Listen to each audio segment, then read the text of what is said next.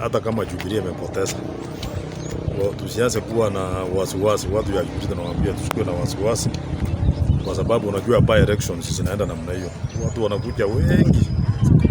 You see the battalion of members of parliament wale wa Tanga, pia members of parliament wa Jubilee, lakini hii maanishi ya kwamba kwa sababu UDA imeshinda huko hadi Jubilee imeisha. Sisi tuko imara under the leadership of our party leader, His Excellency the President Muigai Kenyatta. Kitu tunataka kusema moja tu ni kwamba sisi tunajipanga, na hii kujipanga, tunataka kujipanga this time. Tunataka tuitane, the president is going to call I think the PG. Unajua for some time tutakuwa na parliamentary group meeting kwa sababu ya hii wabunge walikuwa Jubilee, wengine wameenda hiyo UDA, and I really think that the deputy president is undermining the president very seriously, and that's why kuta saa zingine natakikana sisi tujipanga. Kujipanga kwetu sasa ni kuanza at the grassroots level, tuanze uchaguzi. We request the president the party elections at the grassroots level kuendelea mpaka juu. Remember these people that are on acting capacity karibu wote, and then we are going to tell the president to start now dealing with the real politicians, those who are elected leaders. Sometimes it doesn't work very well with some of us when you find that maybe when we have by-elections, the people are being consulted, the people are being told on the ground to do the work of mobilizing the voters, mobilizing them. You find that it's being done by maybe civil servants. I think it's high time to stop, because civil servants, obviously, when they are mobilizing, you find that the chiefs, maybe deputy county commissioners and the county commissioners, I think it's like they have read the Jubilee government down. We should be able to have elected leaders like myself. I can be able to do mobilization in my constituency. I'm a Jubilee member of parliament. But when you find that ile mtu anaambiwa asimamie mobilization ya uchaguzi, ati mtu ni machief. These chiefs, they are never liked by people. So you find that that's where maybe we are going. Okay, it's good faith. Maybe the president is trying to do these things with good faith. But it's high time now we change that and start dealing with the really politicians.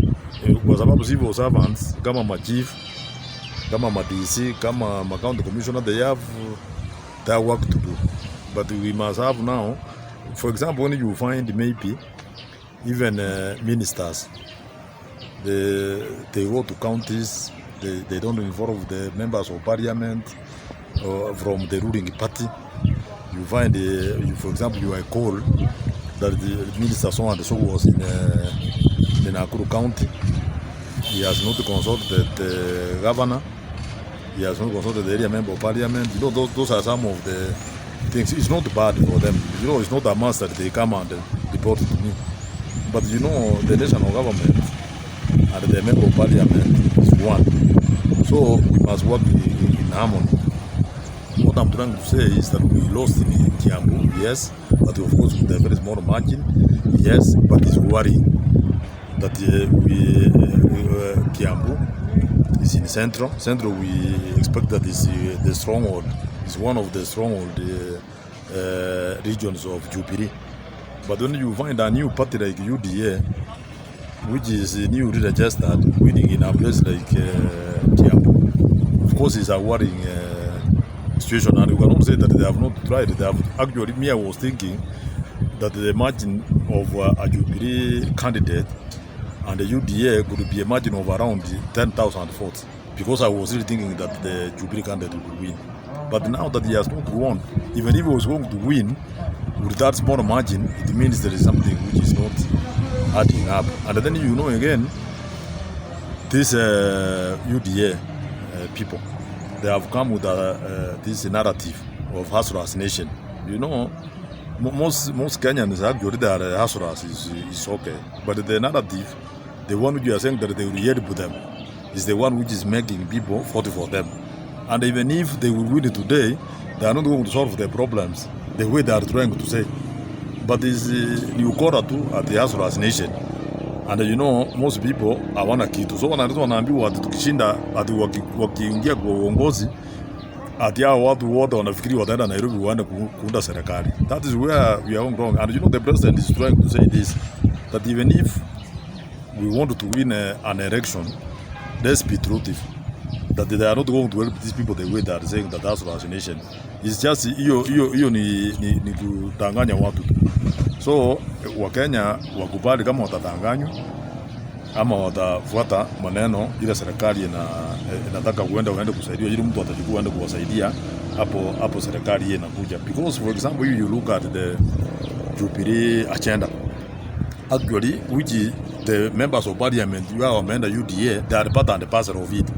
They are not implementing it. If the deputy president is the deputy president of Jubilee and is unable to implement what we manifesto ya Jubilee, the one tulikuwa tunaambia watu, is running away from his own agenda, because the agenda ya Jubilee ilikuwa vile walikuwa wanapita na rais wanasema, lakini yeye amefika wakati sasa anaanza tena kuuliza maswali. You can imagine he's asking questions about the Jubilee agenda when he's part and parcel of it. So I think let the deputy president be sincere that he should not run away from the issues which are affecting Jubilee, because he's part and parcel of Jubilee. Nobody has barred him from implementing the Jubilee agenda. Now instead he has started another agenda of saying about the UDA. If you look at the members of parliament, the government of Kenya has given us all the resources. The money we give here for CDF, like the ones among to give, is for Jubilee.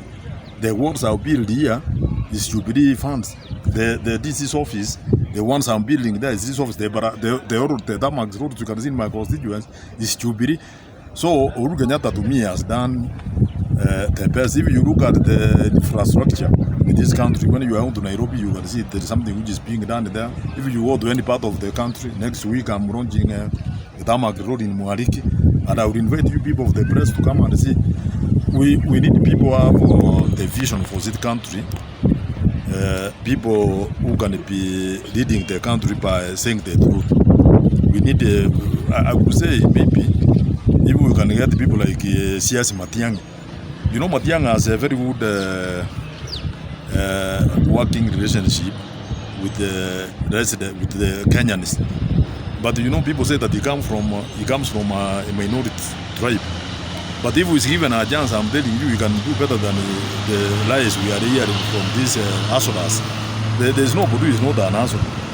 I'm also an answer. You are an answer. Everybody is an answer in this country. But you cannot tell me like, Rama myself, I'm like maybe the person you are seeing there, the one who is selling. You cannot compare me with him. But if I want to say that I'm an answer, I can. But I'm staying in a decent home. I'm driving a big car, which the deputy president is doing. The deputy president he has choppers, he has the best vehicles, but he's going to himself an answer. That is not the narrative we want. We want people who can move the country from point A to point B. And those are the people like C.S. Matiang'i. We can make a very good president of this republic. We have people like Musalia Mudavadi who have been there, they can make presidents. We have actually, even if age is almost catching with him, we have the former prime minister. You can see this man, if you ask the prime minister former where he was and where he is, you can at least follow his word, even if he's not he's not as rich as the deputy president, because he has not been grabbing. But you cannot just go and grab, you say you are rich, you call yourself an answer when you have so many properties. I think it's a lie. Even if we lost in the Kiambu, we are going to make Jubilee one of the strongest parties in this Republic of Kenya. And mark my words, today we will do it.